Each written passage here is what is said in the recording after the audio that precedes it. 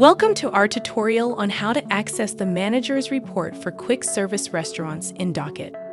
Utilizing this report can drive data-backed decision-making for QSR managers, boost profitability through sales and cost structure comprehension, highlight improvement areas and cost-saving opportunities, enhance operational efficiency based on labor cost insights, improve financial performance, spurring business growth.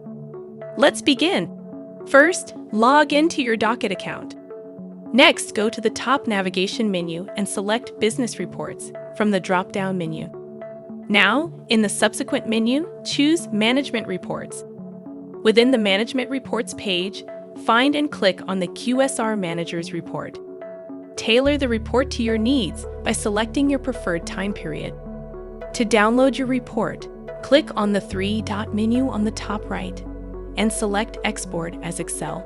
To download your report to PDF, click on the three-dot menu on the top right and select Export as PDF. And there you have it. You successfully accessed the manager's report and customized it to your requirements. Thanks for watching this video.